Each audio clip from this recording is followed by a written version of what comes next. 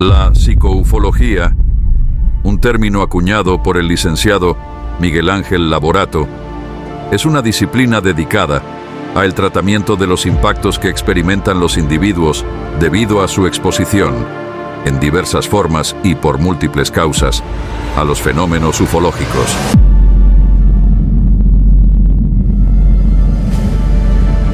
Bienvenidos a Verdad Fundamental.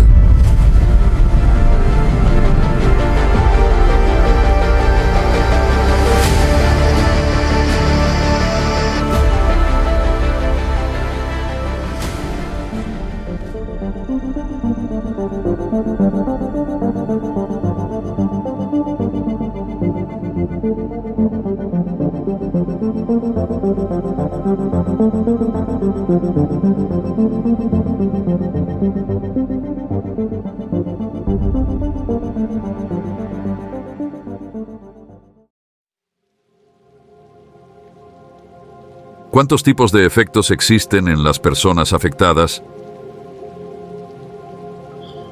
Bueno, básicamente esta es una pregunta bastante amplia. ¿Cuántos tipos de efectos y síntomas existen en las personas afectadas por este tipo de características? Bueno, podemos dar muchos ejemplos. Parte de los efectos psíquicos y físicos, vamos a tener agotamiento físico, marcas en el cuerpo, en la piel, como por ejemplo quemaduras, marcas diversas, amnesias parciales o totales, alucinaciones, disociaciones cognitivas, pérdida de espacio-temporal, espacio-tiempo, digamos, ¿sí?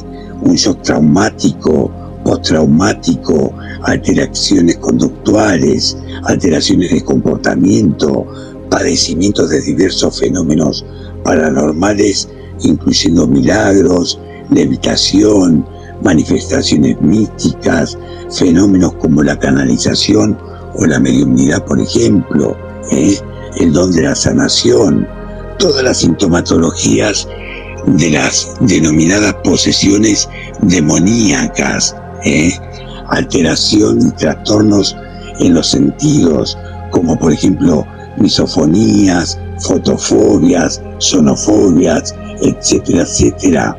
Vamos a encontrar también alteraciones del sueño, sonambulismo, parálisis del sueño y una gran multiplicidad de síntomas equivalentes a las patologías psiquiátricas y neurológicas, como por ejemplo depresiones, ansiedad, cefaleas, migrañas, trastorno de personalidad, una esquizofrenia paranoide, una paranoia, epilepsia mixta, epilepsia refractaria, etcétera, etcétera. Y también tenemos que considerar que el tema de una parálisis de sueño va a merecer una mención aparte, porque por lo general parte de un 90 a un 90,5% las parálisis de sueño son, digamos, lo que más sucede cuando la visita se produce en el dormitorio mientras la persona está durmiendo. Esto merece un tema aparte porque digamos que es el 90-95% de las cuestiones que suceden cuando una persona duerme. ¿Podemos avanzar? Sí. Digamos que una parálisis de sueño básicamente es un trastorno que consiste puntualmente en la imposibilidad de moverse y hablar cuando se pasa del sueño a la vigilia. Entonces, un individuo que se encuentra bajo esta parálisis está cognitivamente despierta, pero va a experimentar una sensación de paralización de prácticamente toda la musculatura voluntaria, excepto los ojos y el diafragma de la parte respiratoria. Y también es muy característica la paralización de la laringe, la cual va a imposibilitar el habla de la persona. No va a poder hablar, no va a poder gritar, no va a poder hacer absolutamente nada. Esto sucede mientras se produce este trastorno del sueño. y también puede ir acompañado de algunos tipos de alucinaciones llamadas y denominadas hipnagógicas, que son alucinaciones auditivas, visuales y a veces táctiles también. Digamos, estos síntomas están ligados en su mayoría a las llamadas visitas de dormitorio o visitas nocturnas por parte de este tipo de entidades interdimensionales, se visualicen o no las mismas. En muchos de los casos las personas, ya sean niños o adultos, recuerdan visitas de seres extraños o al menos creen haber soñado con seres presentes en la habitación, y que es una de las formas más comunes en la que comienza la parasitación por parte de este tipo de entidades interdimensionales negativas, aunque por lo general se producen ciertos estados paramnésicos en donde la persona no suele recordar absolutamente nada. Pero obviamente, y claro está, que a través de este tipo de psicoterapia basada puntualmente en la hipnosis o en un estado sofrológico de relajación profunda, la persona comienza a recordar en tiempo presente todo aquello sucedido en esa parálisis de sueño mientras el individuo estaba durmiendo. Básicamente creo que con esto van a tener un amplio panorama de todo lo descrito hasta acá. Se pueden confundir con patologías de características psiquiátricas o neurológicas. Básicamente la pregunta que hacen acá con respecto a confundirlo con patologías de características psiquiátricas o neurológicas, podríamos decir que parte de esas patologías las vamos a ver como síntomas, ¿está bien? O como el pródromo que antecede a una patología. Porque un individuo que se encuentra ante una parálisis de sueño puede tener misofonías, le molesta la luz, le molesta los sonidos, puede tener disociaciones cognitivas, todo lo que ya hemos enumerado en la pregunta anterior. Entonces, a veces se suelen confundir. La patología pasa a ser un síntoma, porque la cuestión de fondo, la causa, no está basada ni fundamentada en la patología que comúnmente se conoce, ya siendo psiquiátrica o neurológica. Digamos que la patología pasa a ser un síntoma. ¿Por qué? Porque la causa que la origina es otra, y es precisamente la interferencia de entidades interdimensionales. ¿Qué injerencia tienen las prácticas de contactismo de la New Age? Bueno, la injerencia que tiene el contactismo desde la New Age, Nueva Era, es muy amplia, y obviamente que tarde o temprano terminan, digamos, todos los contactados terminan, digamos, por definirlo de alguna manera, infectados. ¿En función de qué? En función de que algunos practicantes de esta técnica sugieren que también es posible contactar con seres extraterrestres o interdimensionales. Entonces, en este caso, suele denominarse a este tipo de personas como precisamente contactados. Entonces van a experimentar diversas situaciones y circunstancias en las que reciben los mensajes de estos supuestos seres de otros mundos, pudiendo muchas veces estos seres presentarse físicamente delante del contactado, sea ya mediante un holograma o una presencia material. Obviamente se van a presentar como seres de luz, cuando en realidad no lo son. ¿Me explicó? ¿Por qué? Porque tienen la condición para poder camuflarse y para poder controlar, manipular y hacerles ver lo que ellos quieren que el contactado vea. Por ese motivo se van a presentar por lo general como inteligencias altamente evolucionadas que van a colaborar con el desarrollo de la humanidad, como es el caso de los pleyadianos, los sirianos, los arcturianos, los humitas, los andromedanos, solo por citar algunos ejemplos conocidos y más comunes. Digamos que la canalización espiritual se puede experimentar para fines propios, pero también, y es lo más común, la van a desarrollar como una terapia espiritual mediante la cual se va a pretender ayudar, responder dudas, brindar sanación, dar respuestas y soluciones al consultante que requiere los servicios de un canalizador. Entonces, cada terapista, ya sea holístico o canalizador, va a tener su propio método de práctica que va a estar basado en las enseñanzas que inclusive recibió por parte de este tipo de entidades. Su propia personalidad y la motivación que va a originar la consulta, ¿se entiende? Entonces, algunos canalizadores creen que desarrollan el vínculo espiritual hacia otro tipo de dimensiones y lo hacen mediante el uso de la oración, la meditación, el reiki, la apertura de registros akáshicos o la visualización, y otros prefieren emplear instrumentos complementarios como el péndulo, el tarot. Entonces, en consecuencia de todo esto, se supone que el canalizar se entra en contacto con entidades de vibración elevada. Esto es lo que se supone, que buscan el bienestar del consultante para su evolución espiritual y su trascendencia. Obviamente, y claro está, que la verdad de una canalización y los riesgos son lamentables. ¿Por qué?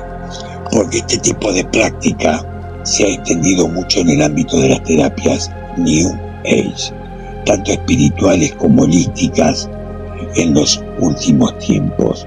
Digamos que este tipo de prácticas en realidad es un fraude, no en relación a los canalizadores, quienes en verdad realizan esta experiencia, sino en relación de los supuestos seres de luz que van a transmitir los mensajes. Vale decir que esto es muy, pero muy amplio, por lo cual no alcanzaría este programa para poder definir y catalogar y encuadrar a todas las técnicas que están encuadradas dentro de la New Age, que manipulan, controlan y subyugan a la sociedad en todo su conjunto. ¿Qué relación hay entre los demonios y extraterrestres? ¿Son diferentes entidades o son lo mismo? Bueno, básicamente la relación que vamos a tener entre lo que son demonios y entidades extraterrestres o multidimensionales, digamos que la relación está dada en función de que ellos se encuentran en la cuarta dimensión y van a tener un control, una subyugación y una manipulación y una injerencia en forma directa con los humanos, porque ellos pueden de alguna manera manifestarse en el plano tridimensional. Por ese motivo ellos lo que necesitan en su manifestación es tomar poseso a un individuo precisamente para poder manifestarse. La relación es muy estrecha. ¿Y en función de qué? De que los demonios son extraterrestres y los extraterrestres, propiamente dicho, son seres multidimensionales. ¿En función de qué? De que pueden estar en la cuarta y en la tercera dimensión. Son lo mismo y podemos definirlo como que sí. ¿Por qué? Porque parte de lo que es la estructura arcóntica, el sistema arcóntico, lo vamos a ver reflejado no solamente en la cuarta dimensión, sino también en los sistemas que imperan dentro del planeta Tierra. Todas las estructuras piramidales, jerárquicamente, institucionales, políticamente, económicamente, todas son estructuras piramidales, vale decir que está todo basado en el sistema arcóntico. Por ende, de ahí, de la cabeza que tiene como en lo que es el demiurgo, de ahí para abajo, todos dependen de él, en menor grado, en menor jerarquía, y a partir de ahí cada uno va a tener su propia área para poder controlar, manipular y subyugar, como ya hemos enumerado. Entonces la relación está dada entre demonios y extraterrestres, claro que sí, está relacionada en forma directa. ¿A qué le temen? ¿Porque esconden toda la información? Bueno, en principio tenemos que entender que las entidades, los arcontes, los controladores, los que nos han creado, temen al ser humano porque ellos le temen, no solamente que le temen, sino que lo odian, precisamente porque cuando Jesús ascendió al Padre, les arrebató la luz y ellos mismos no han podido trascender como sí puede hacerlo el ser humano. ¿Por qué puede hacerlo el ser humano? Precisamente porque el ser humano posee en su estructura genética el gen soporte luz en el ADN, puntualmente en la parte del citoplasma, el endoplasma, el ectoplasma, ahí posee el gen soporte luz y posee en su esencia el humano luz original, que proviene de la energía creadora divina. Las entidades ya no lo poseen, por consiguiente no pueden trascender a niveles superiores. Por este motivo le temen al ser humano, no por otro. Y también lo odian, lo detestan, porque los humanos que fueron creados por ellos se volvieron en seres superiores. Hay que entender estos aspectos. Por ese motivo las intervenciones que ellos llevan a cabo en el humano son precisamente a través de la inoculación de ciertos implantes para poder experimentar y para poder decodificar este gen soporte luz que ellos ya no poseen. Esto es por un lado. Por el otro lado, ellos no le dan a conocer al ser humano a través de las instituciones religiosas los conocimientos. ¿Por qué? Porque si el ser humano puede trascender su propia humanidad y su propia energía creadora para poder ser, digamos, superiores en materia de evolución y en materia de trascendencia, entonces no le dan a conocer los conocimientos vedados a través de todos los periodos del oscurantismo, porque si no se volverían mucho más superiores al poseer los conocimientos que ellos mismos han ocultado. Respecto al nivel terapéutico, ¿qué nos puede decir? Bueno, el tema de la línea y el nivel terapéutico, tenemos que decir varios aspectos. En principio, entender que esta línea psicoterapéutica, hecha por mí mismo, tiene fundamentos en la psicología clínica, en la psicología humanista, en la metafísica, entendiendo y comprendiendo que la hipnosis o el estado sofrológico, que es parte de las herramientas de la psicología, es lo que mayormente va a tener una gran injerencia sobre el paciente, en función de que tenemos que traer al presente aquellos sucesos que han transcurrido en el pasado. Bien, la línea se desarrolla a través de un protocolo, el cual lo voy a enumerar, que tiene que ver con 3 fases protocolares. En principio se lleva a cabo una consulta evaluativa en donde se va a determinar fehacientemente, para poder descartar de que el individuo no tenga una patología de base de características psiquiátricas o neurológicas. Vamos a descartar si el individuo está inventando o no, si es todo producto de la fantasía. Entonces, en esa consulta evaluativa se va a determinar si tiene que ver precisamente con algún tipo de engramas o algún tipo de implantes o algún tipo de injerencia que hayan tenido este tipo de entidades. Ya en la segunda etapa protocolar se lleva al individuo a un estado de hipnosis ericksoniana o una hipnosis clínica regresiva, o en algunos casos a un estado sofrológico, que sería un estado de relajación profunda a través de la respiración.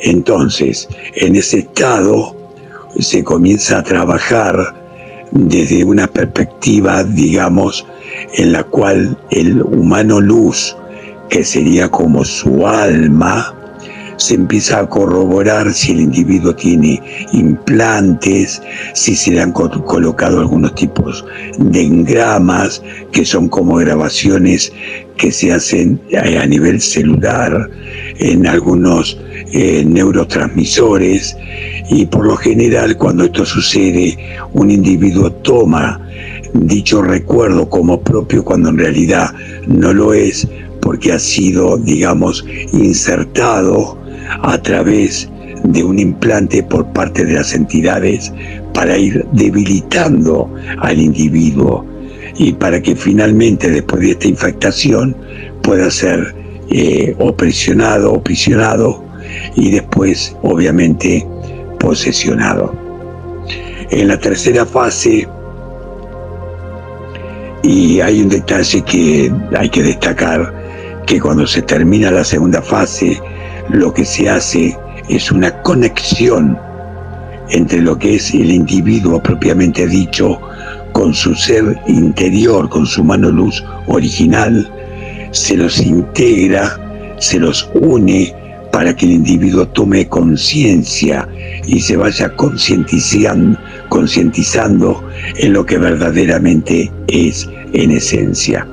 Ahora sí, en la tercera fase protocolar, lo que se lleva a cabo es un seguimiento por el transcurso de una semana para ver cómo viene progresando y avanzando después de la terapia, obviamente. Claro está, yo puedo garantizar la sesión terapéutica, pero lo que no puedo garantizar es que los individuos después de esta línea psicoterapéutica hagan lo que puntualmente tienen que hacer, que es vivir en el estado de presencia. ¿Para qué?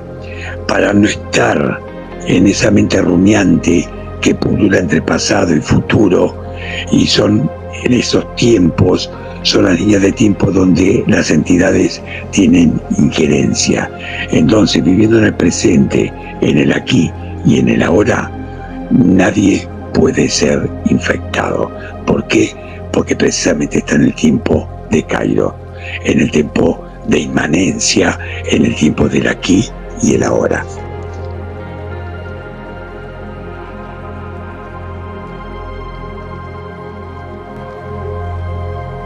Muchas gracias a todos, tanto a los nuevos suscriptores como a aquellos que han compartido este contenido. Espero que les haya gustado y dejen preguntas para la próxima entrevista.